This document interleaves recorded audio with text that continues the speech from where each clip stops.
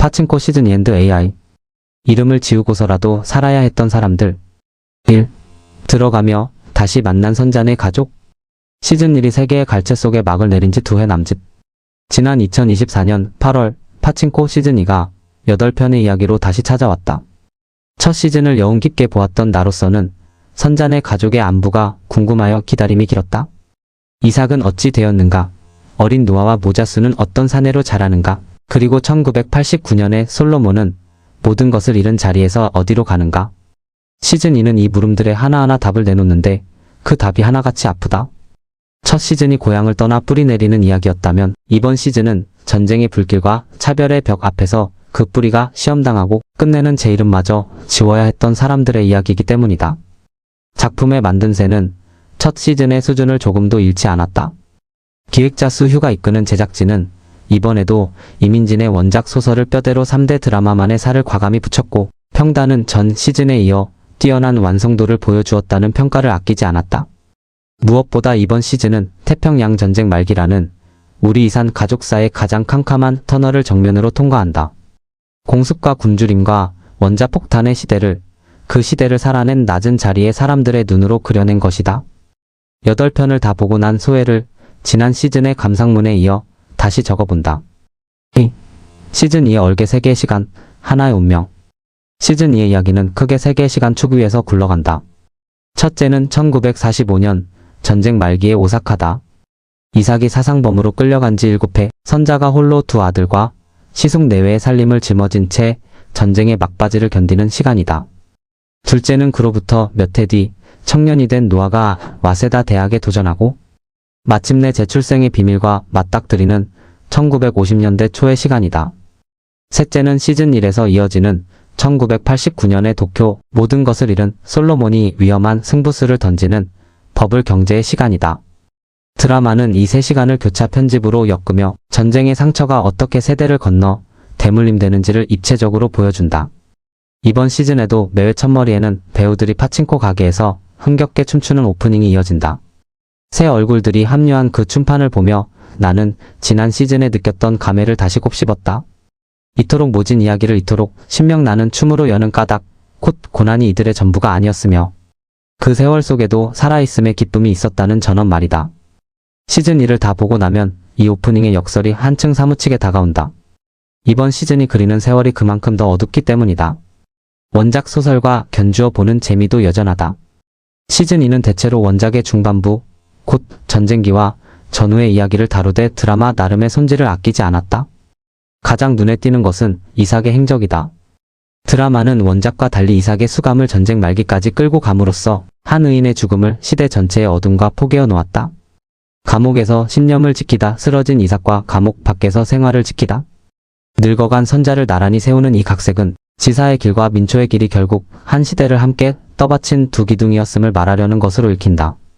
원작을 읽은 이에게도 드라마가 낯설고 새로운 까닭이 여기에 있다. 3. 줄거리 하나 전쟁의 한복판에서 1945년의 오사카에서 선자의 살림은 벼랑 끝에 몰려있다. 전쟁 말기의 물자, 통제로 김치를 담글 배추조차 구할 길이 없어지자 선자는 아이들을 굶기지 않으려고 위험을 무릅쓰고 탁배기를 빚어 몰래 내다 파는 지경에 이른다. 단속에 걸려 끌려가는 수모까지 겪으면서도 선자는 물러설 데가 없다. 지압이 없는 조선 여인이 적국의 수도 한복판에서 2 아들을 먹여 살린다는 것이 어떤 일이었는지를 드라마는 선자의 갈라진 손마디와 야위어 가는 얼굴로 증언한다. 그런 선자의 앞에 만신창이가 된 이삭이 돌아온다. 7회의 옥살이가 그 어질고 병약한 사람에게 무엇을 남겼는지는 차마 말로 옮기기 어렵다. 제 발로 걷지도 못하는 몸이 되어 돌아온 이삭은 그러나 마지막 순간까지 남편이었고 아버지였다. 가족들이 지켜보는 가운데 이삭이 숨을 거두는 장면은 이 시즌을 통틀어 가장 가슴 저미는 대목이다. 어린 노아에게 남기는 아버지의 당부, 선자와 나누는 마지막 눈길에는 신념 하나로 야만의 시대를 건너다 쓰러진 한 의로운 인간의 모든 것이 담겨있다. 지난 시즌부터 이삭을 연기해온 노상현은 이 죽음의 자리에서 잊지 못할 연기를 남겼다. 이삭의 죽음으로 선자는 20을 갓 넘긴 나이의 과부가 되었고 이 가족의 순환은 본격적으로 시작된다. 전쟁은 점점 목을 조여온다. 공습경보가 일상이 된 오사카를 드라마는 요란한 전투 장면 하나 없이 그려내는데 그 절제가 오히려 공포를 배가시킨다. 방공호로 내달리는 맨발들, 불타는 밤하늘을 올려다보는 아이들의 눈, 텅 빈 배급소 앞에 줄이 전쟁의 실상을 웅변하는 것이다. 마침내 오사카가 불바다가 될 지경에 이르자 오래도록 그늘에서 선자 모자를 지켜보아 온 한수가 손을 쓴다. 선잔의 가족은 그의 주선으로 시골의 농장으로 소개되어 흙을 일구며 전쟁의 끝을 기다린다. 잿더미가 된 도시를 뒤로하고 시골의 논밭에서 아이들이 오랜만에 아이답게 뛰노는 장면들은 포화 속에서 잠시 허락된 평화가 얼마나 눈물겨운 것인지를 보여준다. 시골에서의 나날은 이 시즌이 숨겨둔 또 하나의 보석이다. 그늘의 후원자였던 한수가 처음으로 아들 곁에 머물며 낚시를 가르치고 세상 이치를 일러주는 장면들이 이어지는 것이다. 아들은 그가 아버지인 줄 모르고 아버지는 아버지라 말할 수 없는 이 기막힌 동행은 그러나 두 사람 모두에게 생애 가장 평화로운 한때가 된다. 훗날의 파국을 아는 시청자에게 이 목가적인 장면들은 더없이 애틋하다. 진실을 모르는 채로만 허락되는 행복이란 얼마나 위태로운 것인가. 전쟁이 한복판에 피어난 이 짧은 평화는 그래서 아름다운 만큼 불길하다. 그리고 제오와 드라마는 카메라를 나가사키로 돌린다. 돈을 벌기 위해 나가사키의 공장에 가 있던 시숙 요셉의 나날을 이 회차는 어두운 흑백 화면 위에 날짜를 하나하나 짚어가며 따라간다. 시청자는 그 날짜가 어디를 향해 가는지를 알기에 아무 일 없는 일상의 장면들이 회를 거듭할수록 숨막히는 초읽기가 된다. 1945년 8월 9일 화면이 섬광으로 하얗게 지워지는 순간의 그 서늘함이란 요셉은 목숨을 건지지만 온몸에 화상을 입은 채 폐인이 되어 가족의 곁으로 돌아온다. 역사책이 정가와 숫자로 기록한 원자폭탄을 드라마는 한 조선인 노동자의 일그러진 삶으로 기록한 것이다. 4. 줄거리 둘 놓아 지워진 이름. 전쟁이 끝나고 몇 해가 흐른 뒤 이야기의 무게중심은 청년이 된 노아에게로 옮겨간다. 죽은 이삭을 세상 누구보다 존경하며 자란 이 총명한 장남은 조선인 마을 전체의 기대를 한 몸에 받으며 와세다 대학의 문을 두드린다. 집안 형편을 생각해 진학을 접으려던 노아를 등 떠민 것은 어머니 선자였고 그 학비를 남몰래 댄 것은 친아버지 한수였다. 마침내 합격의 기쁨을 안고 도쿄로 떠나는 노아의 모습에서 시청자는 잠시나마 이 가족에게 볕이 드는가 기대하게 된다. 그러나 이 드라마가 어디 그리 호락호락한 이야기이던가. 대학에서 노아는 아키코라는 일본인 여학생과 가까워진다. 조선인 유학생에게 스스럼 없이 다가오는 이 활달한 여인과의 만남은 그러나 노아가 평생 모르고 살아온 진실로 향하는 도화선이 된다. 제 뒤에서 학비를 대고 있는 후견인 한수의 정체의 의문이 커지던 끝에 노아는 비 쏟아지는 밤 한수를 찾아가 출생의 비밀을 확인하고 만다. 존경하는 아버지 이삭이 친아버지가 아니고 야쿠자의 세계에 몸담은 저 사내의 피가 제 몸에 흐른다는 사실 앞에서 노아의 세계는 소리 없이 무너져 내린다. 강태주가 연기하는 이 붕괴의 과정은 절규나 몸부림이 아니라 서서히 꺼져가는 눈빛으로 그려지는데 그래서 더 참혹하다. 아키코라는 인물이 던지는 물음도 곱씹을 만하다. 조선인 노아에게 스스럼 없이 다가와 부조리를 함께 성토하는 이 진보적인 일본인 여학생은 언뜻 노아의 유일한 이해자처럼 보인다. 그러나 그 호의의 밑바닥에는 노아를 억압받는 조선인이라는 흥미로운 표본으로 바라보는 시선이 깔려있다. 사람을 사람으로 보지 않고 관념으로 소비하는 것은 선의의 얼굴을 하고 있을지언정 그 또한 차별의 한 갈래인 것이다. 미움만이 아니라 어설픈 연민과 호기심도 사람에게 필수가 될 수 있음을 노아와 아키코의 어긋남은 아프게 일깨운다. 마지막 회에서 노아가 택하는 길은 보는 이의 가슴을 서늘하게 한다. 그는 학업을 버리고 가족을 버리고 제 이름과 내력마저 버린 채 종적을 감춘다. 한수의 회중식에 곧 한수가 선자에게 주었고 돌고 돌아 제 손에 들어온 그 핏줄의 정표를 전당포에 처분하는 것으로 절연을 선언한 노아는 낯선 고장의 파친코 가게에서 일본인으로 위장한 채 새 삶을 시작한다.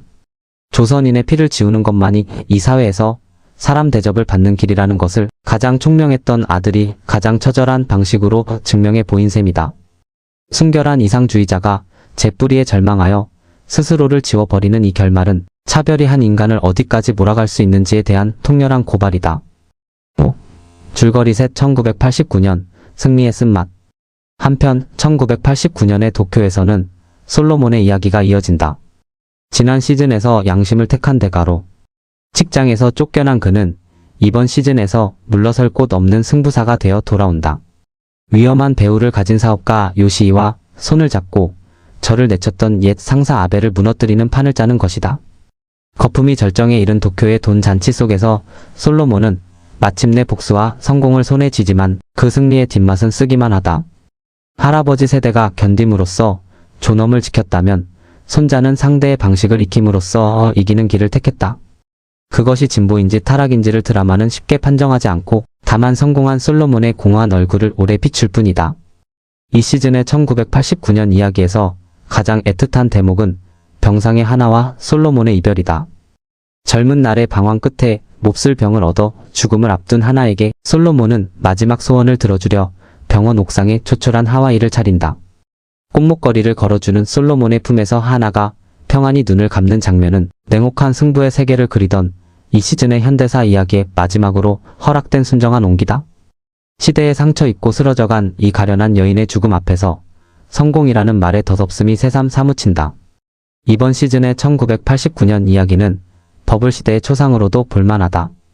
돈이 돈을 낳고 땅값이 하늘 높은 줄 모르던 그 흥청망청의 도쿄를 화면은 화려하게 재현하는데 그 잔치의 한복판에서 벌써 거품의 끝을 내다보는 목소리가 들린다. 호황은 곧 꺼질 것이니 대비해야 한다는 요시의 경고가 그것이다. 이 대사가 예사롭지 않은 것은 그 잔치가 실제로 어떻게 끝났는지를 오늘의 우리가 알고 있기 때문이다. 역사의 한복판에 있는 사람은 정작 역사를 보지 못한다는 오랜 진리를 드라마는 1945년의 오사카와 1989년의 도쿄의 겹으로 새겨놓은 셈이다. 노년의 선자에게도 이번 시즌은 새로운 파문을 안긴다. 우연히 인연을 맺게 된 가토라는 일본인 노신사와의 조심스러운 교류가 그것이다. 황혼의 벗을 얻은 선자의 얼굴에 오랜만에 소녀 같은 빛이 도는 것이 반가우면서도 지난 세월을 생각하면 마음이 마냥 편할 수 없다. 전쟁의 시대를 가해국의 국민으로 통과한 사람과 그 시대의 모든 것을 빼앗긴 사람이 늙음하게 마주 앉는다는 것은 무엇인가? 드라마는 이 어려운 물음을 노년의 두 사람의 머뭇거리는 다정함 속에 조용히 풀어놓는다. 역사의 상처와 개인의 화해라는 정답이 없는 숙제를 관객에게 건네는 것이다. 6. 어머니의 두 얼굴 깊어진 선자. 시즌 2의 선자는 시즌 1의 선자보다 한층 깊고 어둡다. 첫 시즌의 선자가 제 운명과 싸우는 처녀였다면 이번 시즌의 선자는 자식의 운명 앞에 무력한 어머니다. 남편을 잃고 전쟁을 건너고 밀주 단속에 끌려가면서도 꺾이지 않던 이 강인한 여인이 정작 무너지는 것은 아들 노아의 일 앞에서다. 아들을 위해 감춘 비밀이 아들을 무너뜨리는 칼이 되어 돌아올 때 어미의 심정이 어떠했겠는가. 김민아는 이 시즌에서 생활에 짓눌린 여인의 피로와 자식을 향한 어미의 필사적인 사랑을 겹으로 연기해내며 첫 시즌의 호평이 우연이 아니었음을 증명한다. 음식이 짊어진 이야기도 이어진다. 시즌 1의 선자가 흰쌀 밥의 배웅을 받고 김치로 뿌리 내렸다면 시즌 2의 선자는 김치마저 담글 수 없는 통제의 시대의 탁배기를 빚어 가족을 먹인다. 시대가 조여올수록 선자의 부엌은 더 낮고 위태로운 곳으로 밀려나지만 무엇으로든 식구를 먹이고야 마는 그 손은 한결같다. 전후 국수집을 꾸리는 데 이르기까지 선자의 한평생은 곧 음식으로 가족을 지켜온 역사다. 한국 어머니들의 사랑이 언제나 밥의 모습으로 왔다는 것을 이 드라마만큼 절절히 그려낸 작품을 나는 알지 못한다. 1989년의 노년, 선자를 연기하는 윤여정의 목도 한층 커졌다. 이번 시즌의 노년 선자는 지난 세월을 회고하는 증인에 머물지 않고 가토와의 교류를 통해 저 자신의 만년의 삶을 새로 살아보려는 한 사람의 여인으로 그려진다. 아들 모자수에게 그림자 없이는 살 수 없는 법이라며 뿌리를 지키는 일의 뜻을 이루는 대목에서 노년의 선자는 이 드라마 전체의 주제를 제 목소리로 요약한다. 이름을 지우고 그림자를 지워서라도 살아남아야 했던 노아의 비극과 그림자를 끌어안고 견디어낸 선자의 생애가 이 한마디에서 마주치는 것이다.